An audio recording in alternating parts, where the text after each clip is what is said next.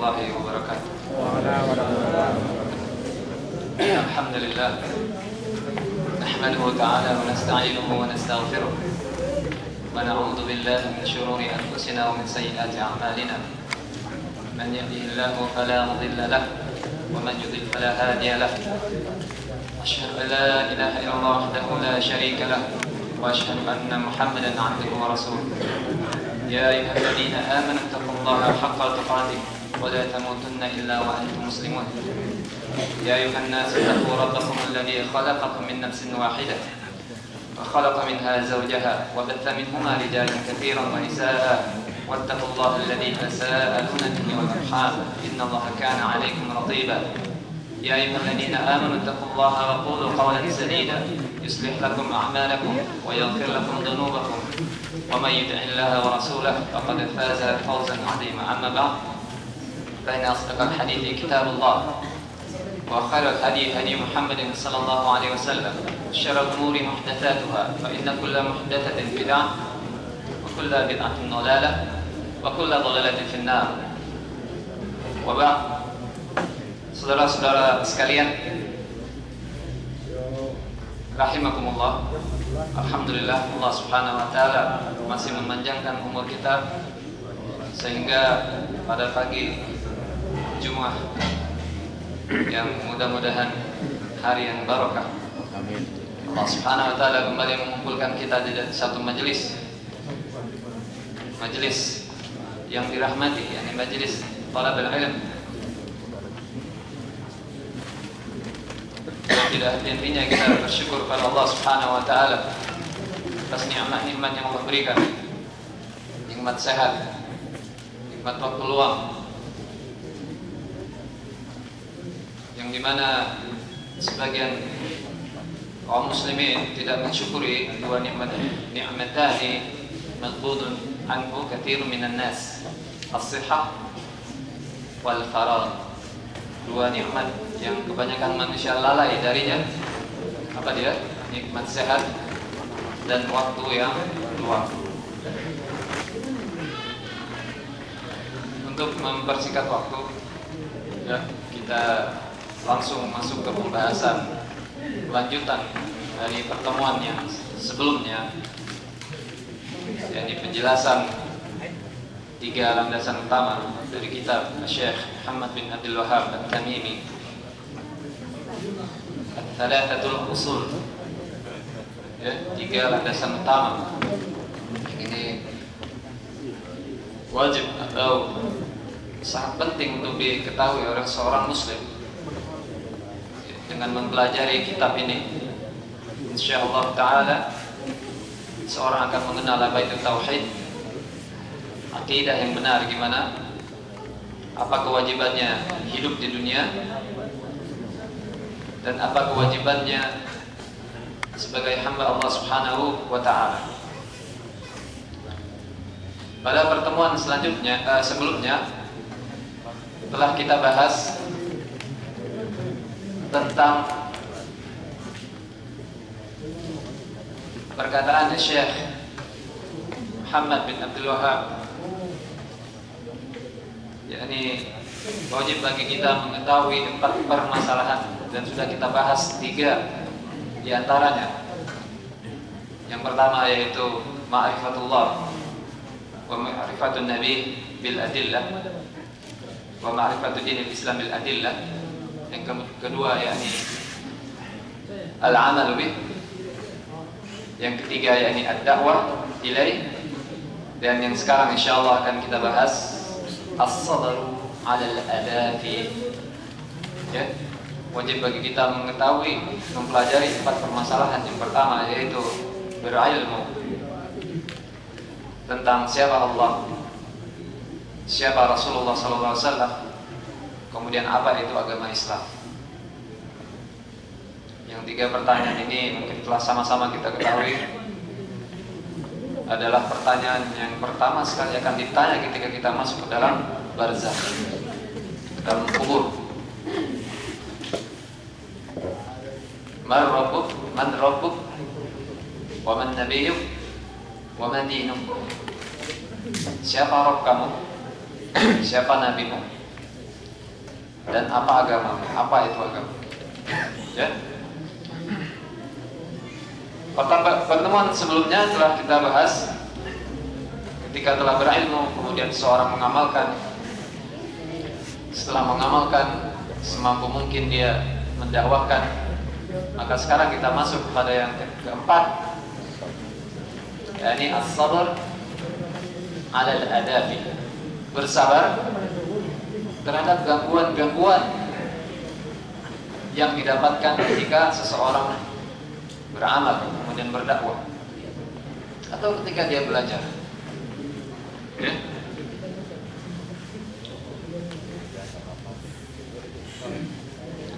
Apa gangguan yang dimaksud di sini? Ya, ini fi dinillah, gangguan yang dia dapatkan ketika dia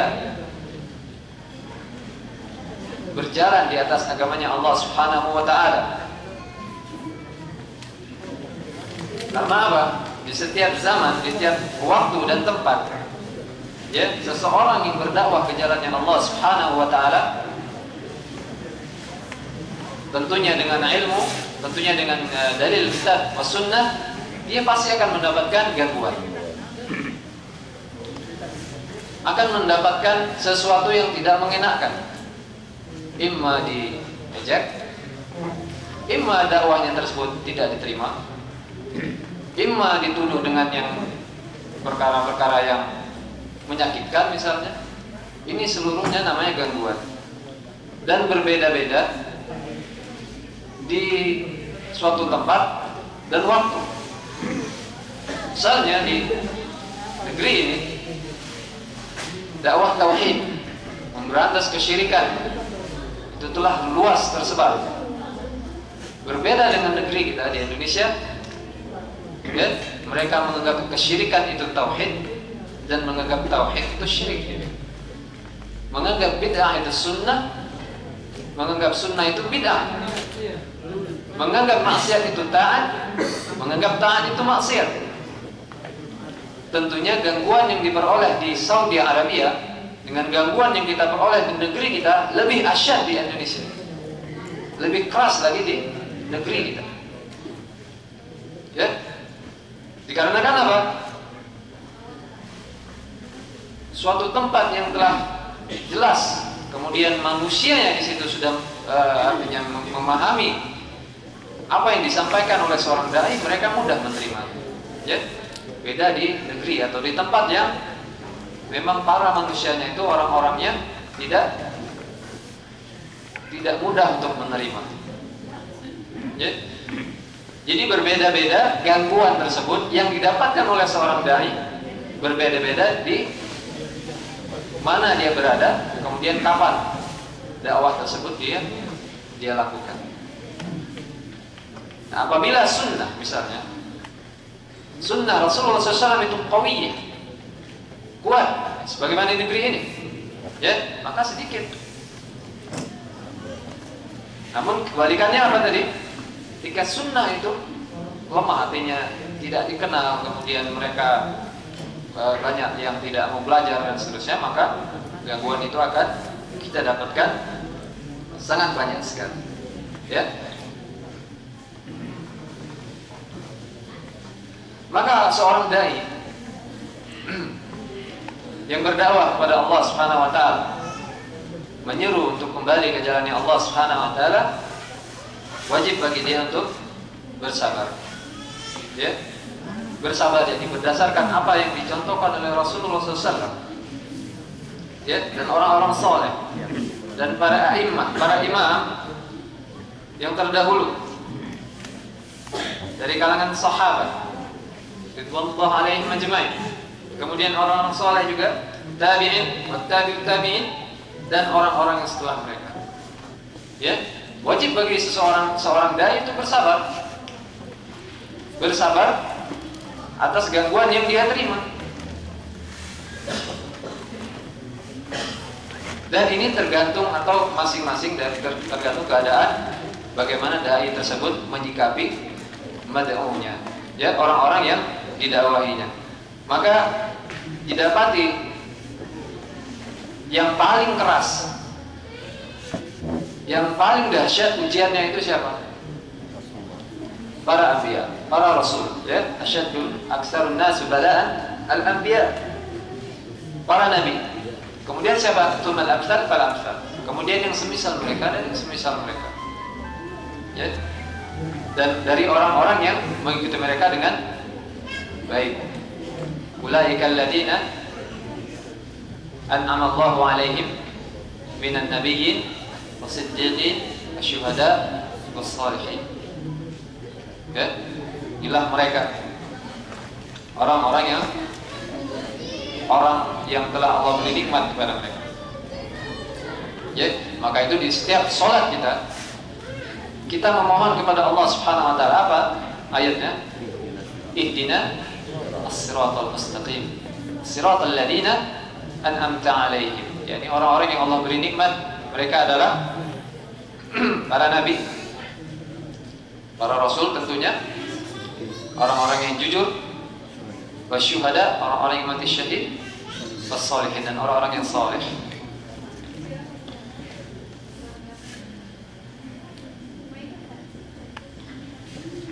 Jadi seseorang ketika dia telah terjun ke dunia dakwah,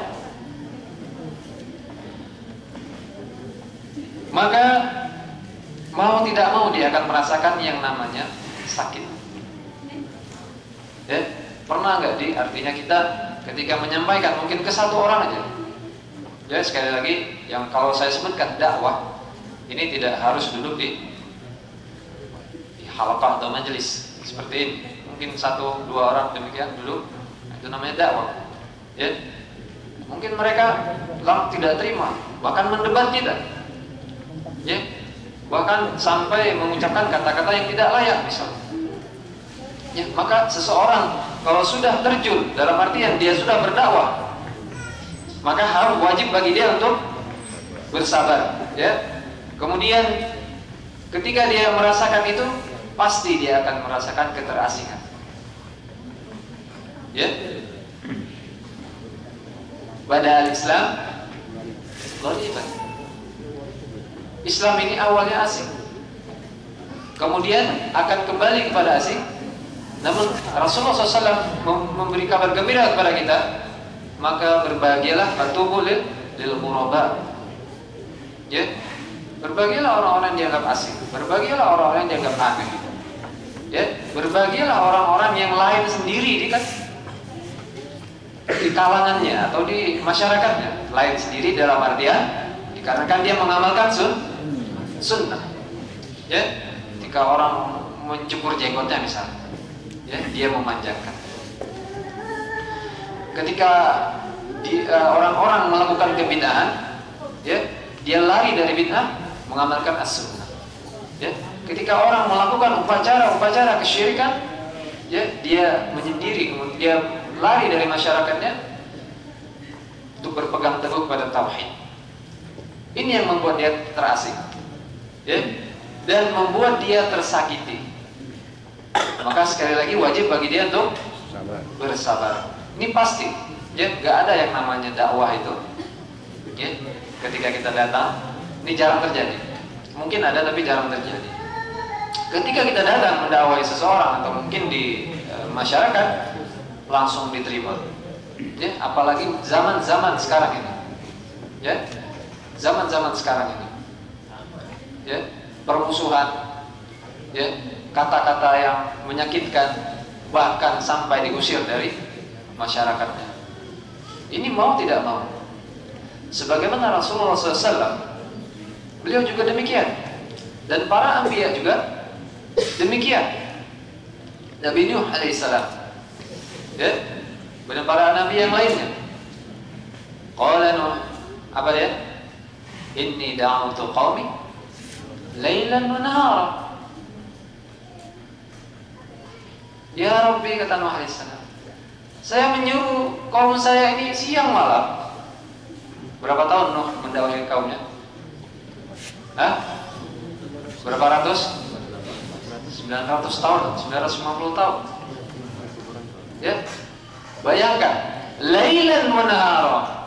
Siang, ya.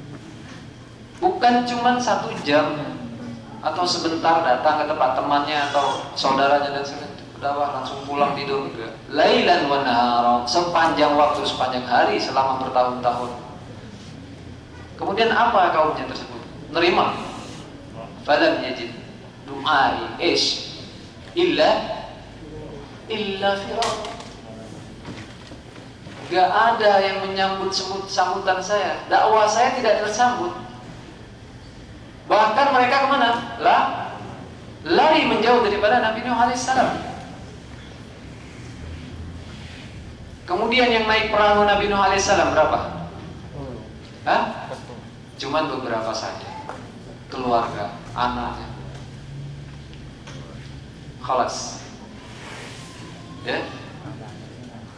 Ini menunjukkan bahwasanya dakwah tersebut ya wajar, dan memang demikianlah Allah jadikan ujian bagi seorang dai.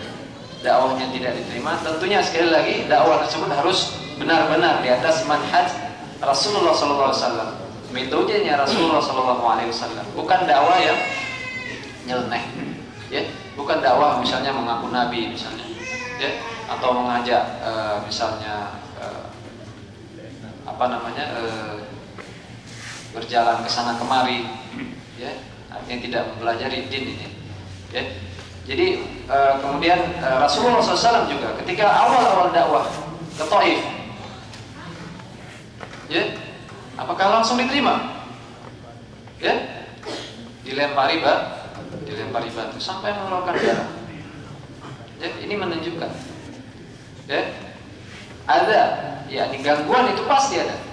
Ya, apa kata Naufal? Ada yang tahu Naufal? Jadi pendeta yang rahib Waraqah bin Naufal, ya, rahib Nasrani yang mengkhabarkan kepada pamannya Rasulullah SAW ketika beliau dibawa ke hadapan Waraqah bin Naufal. Beliau berkata, yakni Waraqah bin Naufal berkata, tidaklah anak ini, artinya apa yang dia bawa, melainkan akan dimusuhi. Jadi apa yang Rasulullah SAW bawa itu pasti akan dimusuhi, imma dari dalam maupun dari luar, imma dari kalangan orang-orang munafikin maupun dari kalangan kafirin. Ya, jadi jangan kita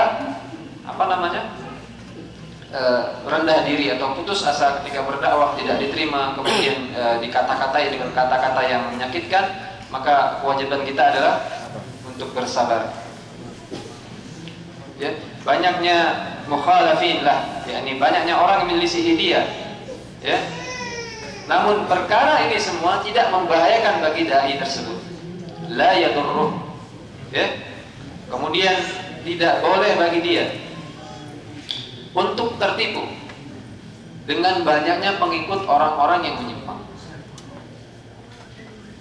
Kemarin di Stadion Utama Senayan Jakarta penuh, ya, apa dia dikir rame-rame misalnya satu stadion. Ini perkara yang tidak ada tuntunan dari Rasulullah SAW.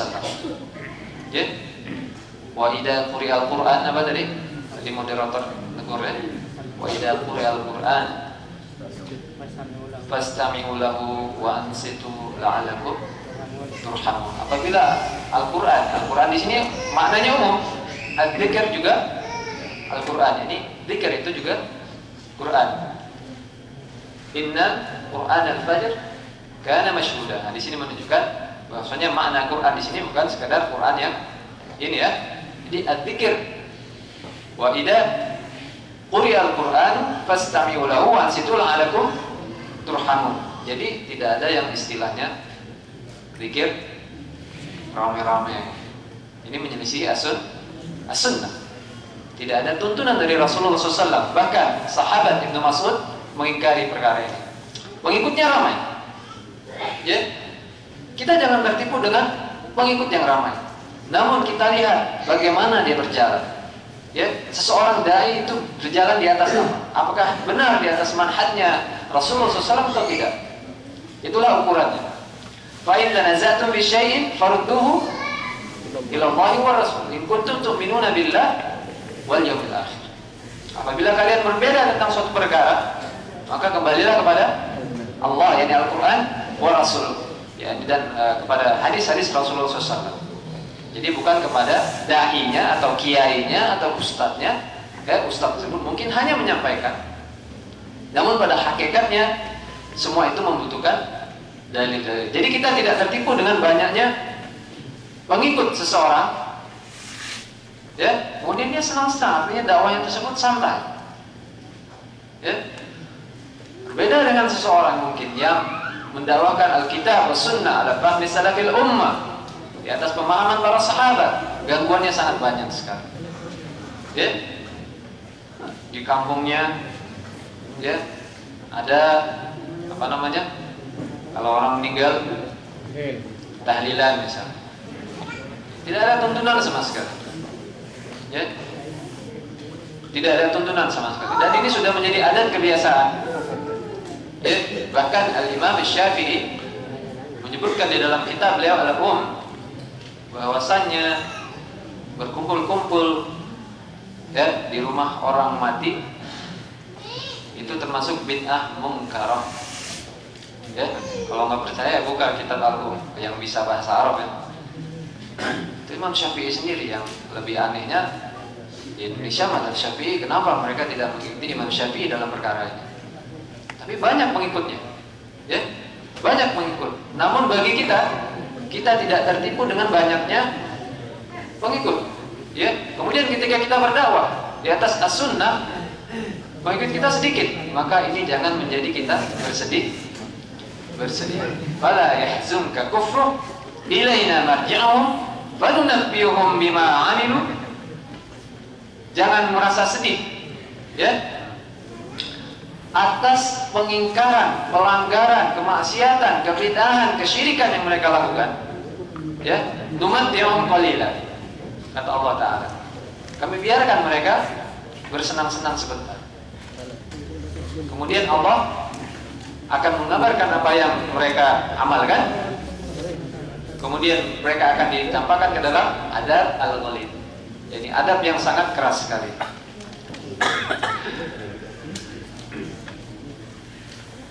Jadi kaidah ini as-sabr 'alal adafi, ini juga disebutkan oleh Syekh Muhammad bin Abdul Wahhab di dalam kitab beliau Kitabut Tauhid.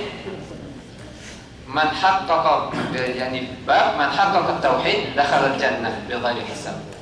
Siapa yang benar-benar merealisasikan tauhid tersebut, ya, maka sungguh dia akan masuk ke dalam jannah dengan tanpa hisab, ya. Kemudian berkata Syekh Muhammad bin Abdul Wahhab rahimahullah taala, "Wad dalilu qauluhu ta'ala." Dalil apa ini?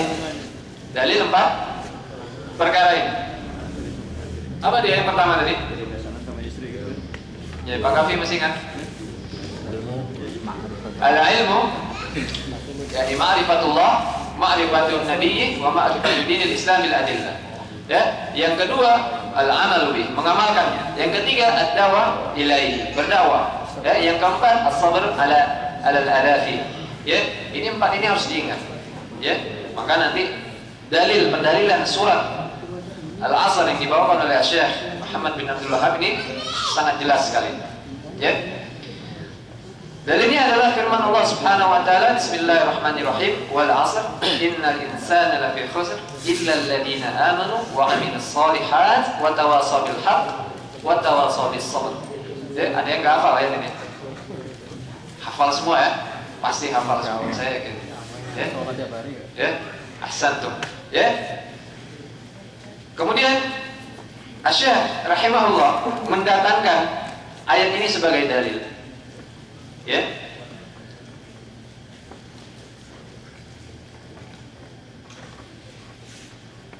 Diawali dengan wal 'asr. Ya. Wal 'asr. Ini suatu uslub, kaidah. Ya, yang dinamakan dalam bahasa Arab dengan uslub qasam. Ya, kaidah sumpah. Ya, misalnya di ayat yang lain wal laili, ya, wal laili idza yaghsha, ya, kemudian wasyamsi wa duhaha wad duha wal fajr. Ya, ini namanya dikatakan uslub qasam, ya, kaidah sumpah. Wal qasam minallahi azza wa jalla. Dan sumpah ini dari siapa? Dari Allah Subhanahu wa ta'ala. Ya. Allah Subhanahu wa ta'ala bersumpah dengan makhluknya sangat banyak sekali di dalam Al-Qur'an. Dan Allah Subhanahu wa ta'ala bersumpah dengan apa yang Allah kehendaki. Ya. Baik itu untuk memuliakan apa yang disebutkan di dalam sumpah tersebut, ya, atau peringatan, ya. Artinya peringatan itu untuk kita betul-betul perhatian di situ, ya, atas perkara yang sangat besar sekali, ya. Adapun makhluk, ya, dia tidak boleh bersumpah pada selain Allah. Ini sudah dibahas oleh Ustaz Hasan di dalam Kitab Tauhid, ya. Man khalafa bi ghairillah faqad kafara aw asyrak. Barang siapa yang bersumpah pada selain Allah, maka sungguh dia telah kufur atau dia telah berbuat kesyirikan, ya. Dan huruf sumpah itu dalam bahasa Arab ada berapa? Ada 3. Al-waw, wal ba, wat ta. Ya. Al-waw, huruf waw, huruf ta, dan huruf ba, ya. Kalau huruf ba itu ini sedikit ya tentang ilmu nahwu. Huruf ba itu harus bersambung dengan apa yang disumpahi. Misalnya uqsim billah, ada depannya, atau billahi uqsim, ya. Namun kalau waw dan ta, ya, itu cukup satu, ya, wallahi, tallahi, ya, demikian. Namun nggak ada uqsim wallah, nggak ada, wallahi uqsim misal. Ini jarang disebutkan, ya. Ya, jadi adapun ta, al-waw dan ta itu, maka dia yushtaratu laha dzalik, ya, ada syarat-syarat yang setelahnya, ya. Misalnya tallahi hada warada fil Quran katsir, wal muqsam bihi fi hadhihi surah al-karimah. Apa dia? Yang disebutkan sumpah dalam surat ini apa dia? Al-Asr ini. Wal asr. Ya, wal asr. Demi waktu asar. Atau di sana juga bisa diterjemahkan demi waktu atau demi masa. Ya. Apa dia? Maka di sini ada dua penafsiran dari para ulama, ya. Apakah itu waktu asar secara khusus atau waktu seluruhnya, ya. Maka dikembalikan kepada pemahaman yang lebih selamat, ini seluruhnya, ya. Bisa dua-duanya, bisa memang waktu asar saja atau bisa cuman waktu seluruhnya, ya.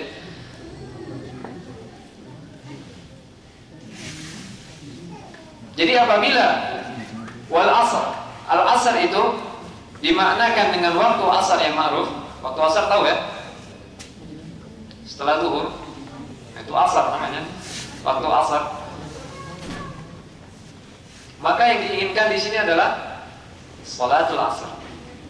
Dimaksud wal asr, artinya salat asar.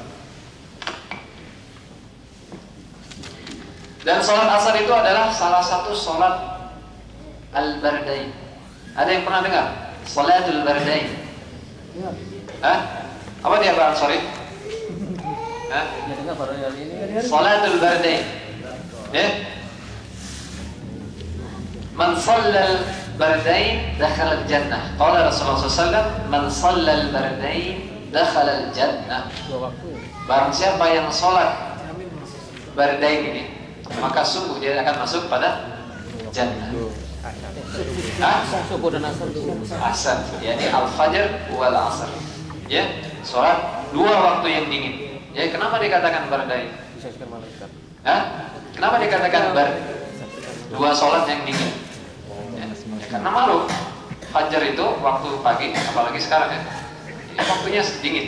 Kemudian asar, karena dia matahari sudah turun, mulai tenggelam, maka dia agak sejuk gitu. Maka dikatakan, diistilahkan ya salat al-bardain, yakni al-fajr wal asr. Ya. Kemudian juga dikatakan sholat asar itu apa? Al-wusta, hafidhu 'ala shalawat was salatil wusta wa qumu lillahi qanitin. Ya. Jagalah sholat-sholat yang 5 waktu, apalagi sholat al-wusta, apalagi sholat asar. Ya.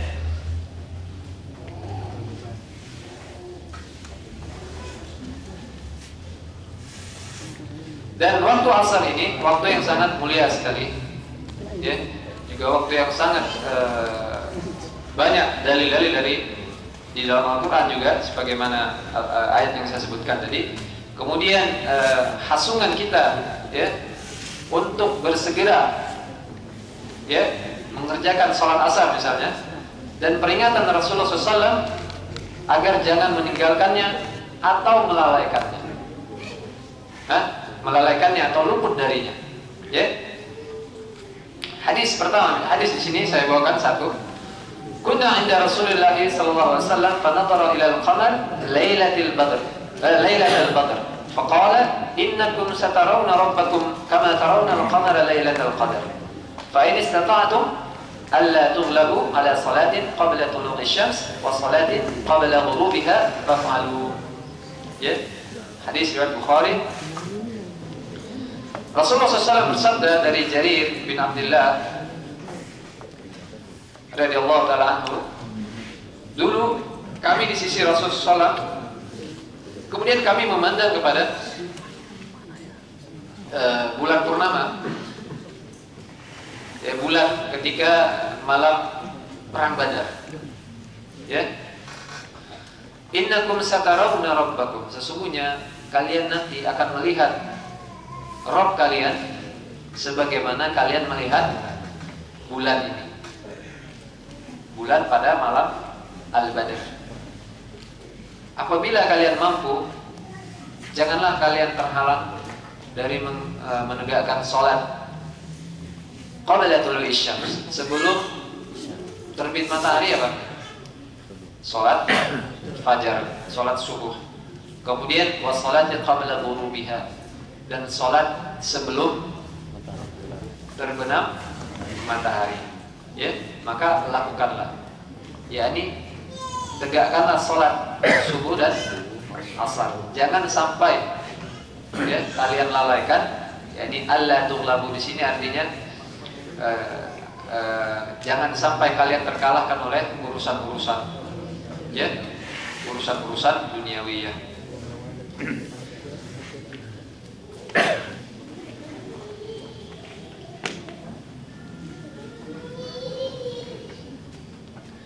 Jadi dalam hadis ini terdapat faedah, ya, Rasulullah SAW tadi apa? Melihat, dan para sahabat melihat bulan. Dan nikmat di jannah yang paling tinggi sekali apa? Selain minuman, bidadari, sungai mengalir, melihat wajah Allah Subhanahu wa ta'ala. Jadi barang siapa yang meninggalkan atau melalaikan, ya, na'udzubillah,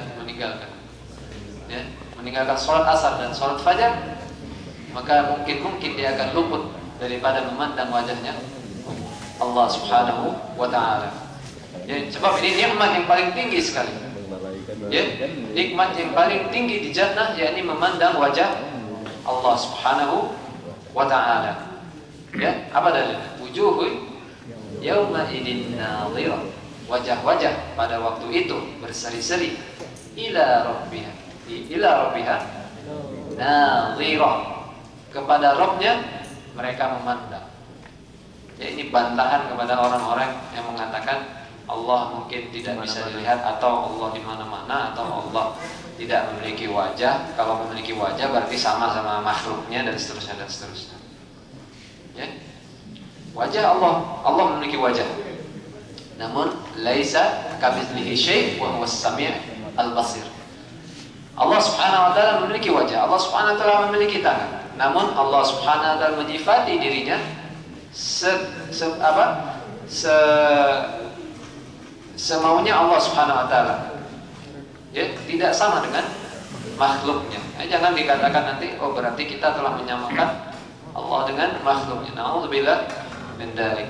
Ya, Allah tidak sama dengan makhluknya, namun ketika Allah menyifati dirinya dengan wajah, dengan tangan misalnya, dengan betisnya misalnya, itu tergantung kembali kepada kebesaran Allah semata.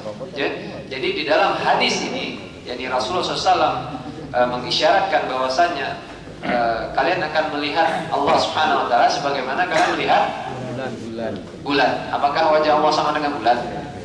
Tidak. Artinya kita nanti mudah-mudahan kita semua memandang wajah Allah Subhanahu Wa Taala. Ya, kita akan melihatnya dengan tenang, artinya tidak berdesak-desakan.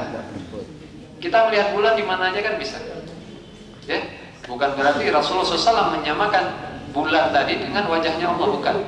Artinya kita akan melihat sebagaimana kita para sahabat tadi melihat bulan purnama.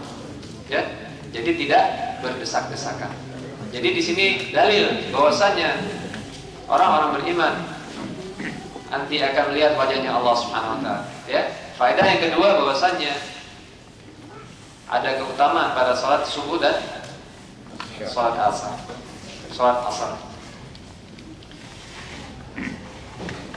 Kemudian di antara keutamaan salat asar juga disebutkan oleh Rasulullah SAW, syaghaluna 'anis salatil wusta, yakni salatul asar.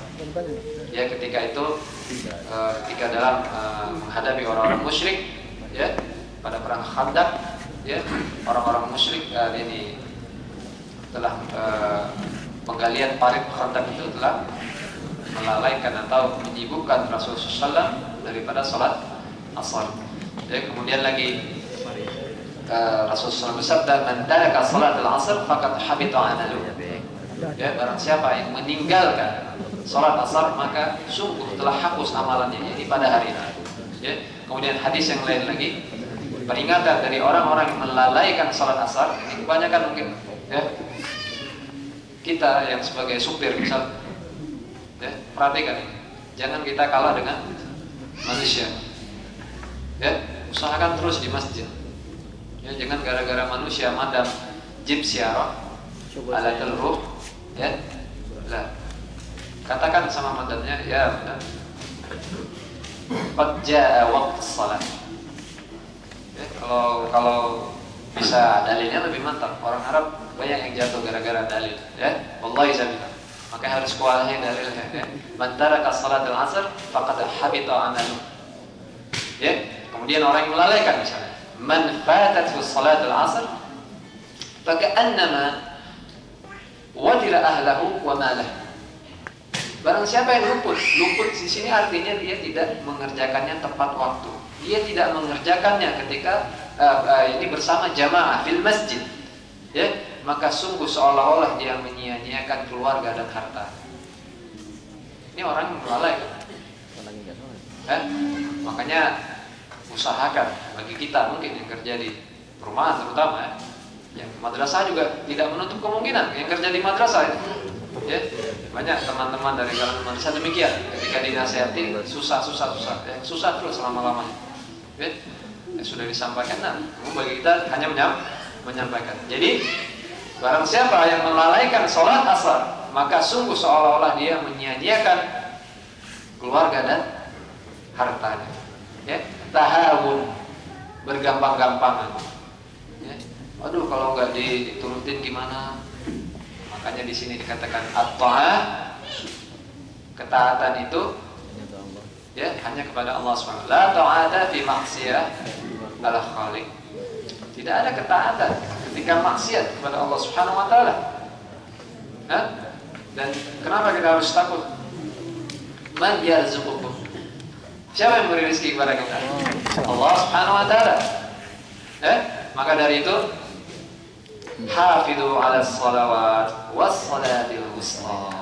Sampai disebutkan di dalam Al-Qur'an. As-salatul wusta disebutkan dalam Al-Qur'an. Tapi salat zuhur atau salat misalnya Isya atau Maghrib itu jarang disebutkan. Namun Al-Fajr wal 'Asr, Al-Wusta ini banyak disebutkan di dalam Al-Qur'an. Ya, baik.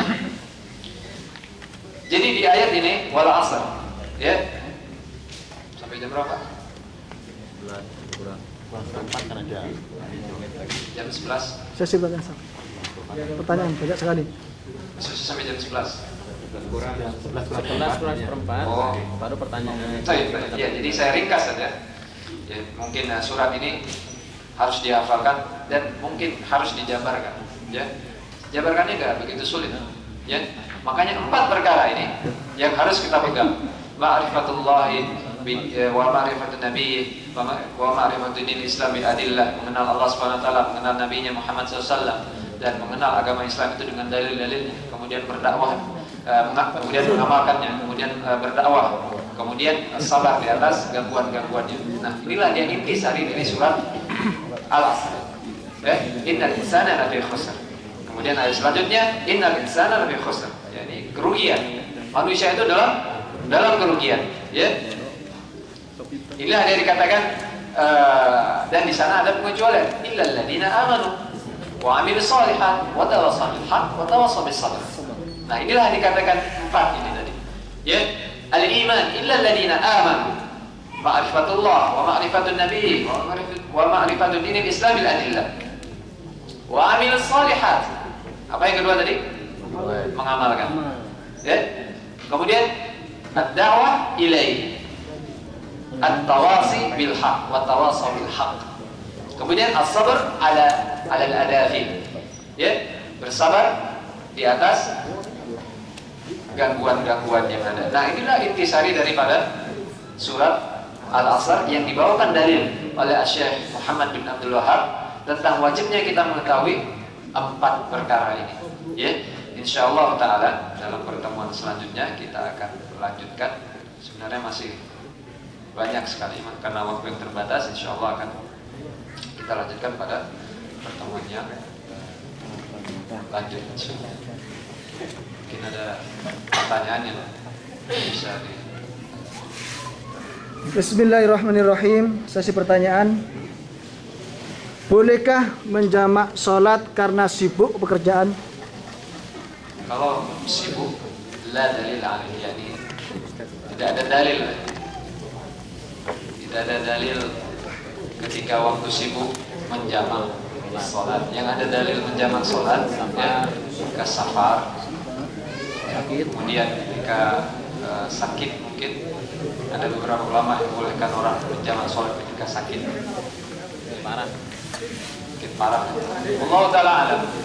Orang kulihat gak ada dalil untuk orang yang sibuk menjamak sholatnya. Apalagi istilah baru, gak tahu dari mana mengqadha sholat. Ya, tidak ada yang namanya mengqadha sholat. Mengqadha sholat itu ketika tertidur, ya, atau ketika pingsan misalnya, nah itu mengqadha. Ya, tertidur misalnya subuh kelewatan, baru bangun jam 9 misalnya, itu ada apa? Atau maghrib, tertidur di asar, bangunnya isya, maghribnya kan lewat, nah itu diqadha. Ya, gak ada yang istilahnya qadha lagi duduk-duduk santai-santai atau lagi kerja dan nanti saya qadha, ini gak ada dalilnya. Wal minal kitab was sunnah, perkataan lainnya juga tidak ada dalil. Wallahu ta'ala alam. Masuk surga gampang. Sholat asar aja bisa masuk surga. Bagaimana kalau sholat subuhnya sering kelewatan? Yang dimaksudkan tadi bukan berarti Cuma asar doang. ya man shallal bardain dakhala jannah. Barang siapa yang sholat bardain, yakni sholat fajar dan sholat asar itu masuk pada surga. Ini menunjukkan keutamaan sholat asar dan fajar tadi. Ya, bukan berarti tidak mengerjakan sholat-sholat yang lainnya, dan harus tepat waktu. Kan di sana fawailul lil musallin alladzina hum an salatihim sahun. Ya, celakalah bagi orang yang sholat. Ya, wail.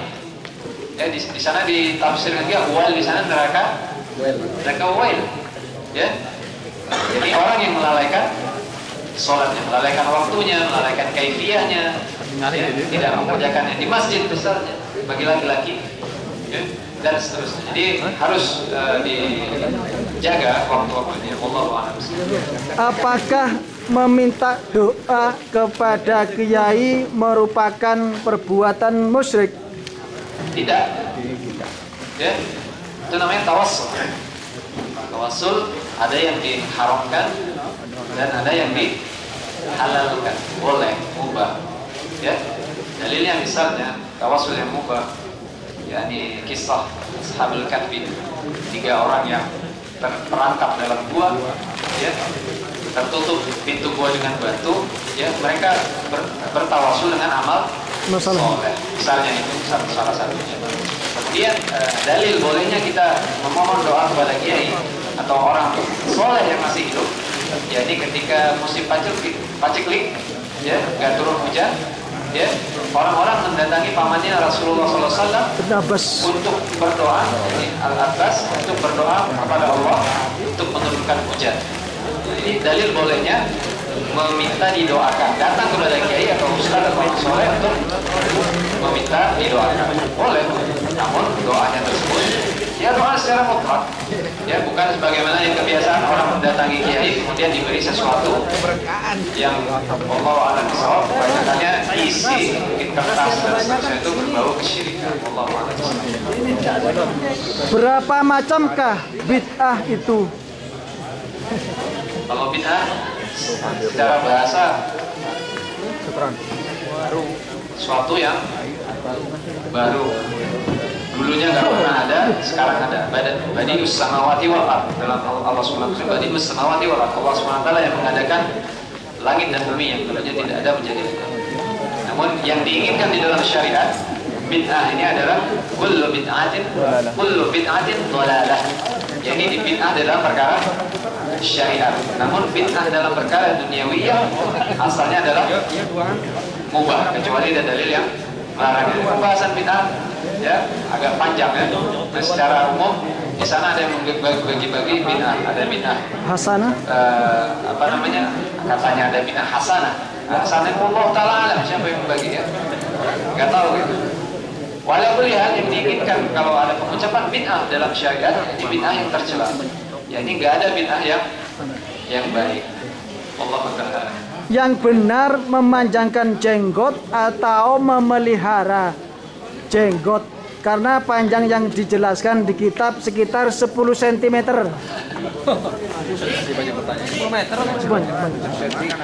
Allah a'lam bishawab. Dalilnya khalifuliha, artinya biarkan. Ya, Allah Ta'ala bishawab. Di sana ada qaulnya Ibnu Umar tentang memegang segenggam kemudian dibatasi. Allah Ta'ala alam. Yang kita lebih dahulukan adalah qaulnya Rasulullah SAW, biarkan, ya, bukan tidak ada batas, ya. Biarkan, yang dipelihara, panjang, yang dibiarkan, ya. Adapun perkataan sahabat dalam hal ini Ibnu Umar itu lebih tinggi istilahnya, perkataannya Rasulullah SAW. Sudah, kita ikuti perkataan Rasulullah SAW. Sekian untuk pertanyaan berikutnya Jumat depan. Allah Ta'ala alam bisawab wa ilmu indallah subhanahu wa ta'ala.